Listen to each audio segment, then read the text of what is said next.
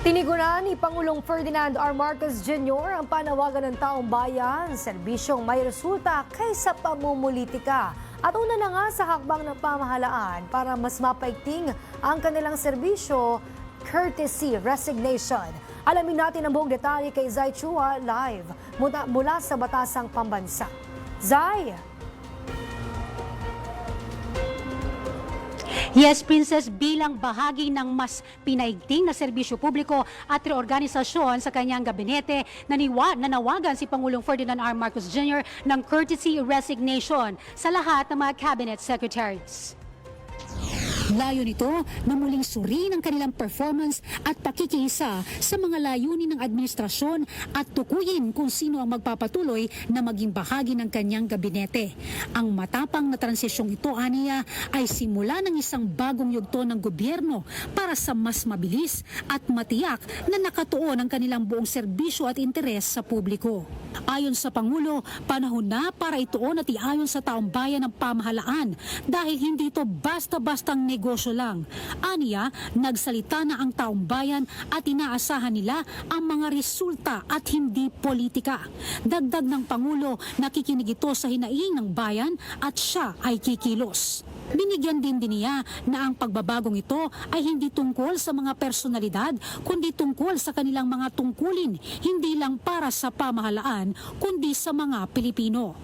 Ang mga naghatid at patuloy na maghahatid ng serbisyo ay kikilalanin, ngunit hindi dapat maging kampante dahil panahon na para wakasan, aniya, ang pagiging komportable ng iilan sa serbisyo. Ilan sa mga kalihim na naghain at maghahain ng kanilang courtesy resignation ay ang mga sumusunod.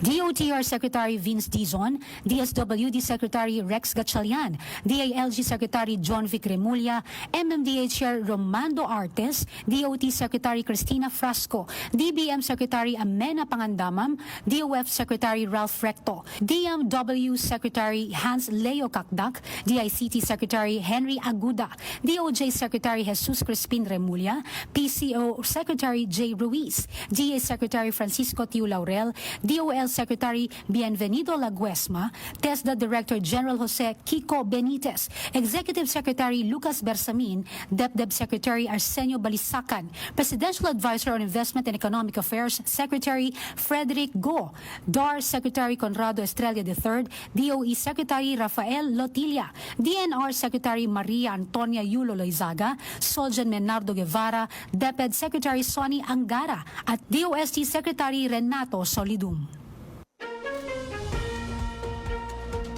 Yes, Princess, siniguro naman ng Pangulo na ang serbisyo ng gobyerno ay walang padid at bukas sa publiko. Binigyan din niya ang kahalagahan ng katatagan at pagkakaisa bilang batayan sa pagbuo ng kanyang mga gabinete. At suportado naman ito ng mga mambabatas sa kanyang mga hakbang. At kabilang na nga dito si Party List Representative Nonoy Libanan at Congressman-elect Robert A. Barbers. At yan lang muna sa ngayon, balik muna sa'yo. Maraming salamat, Zai Chua.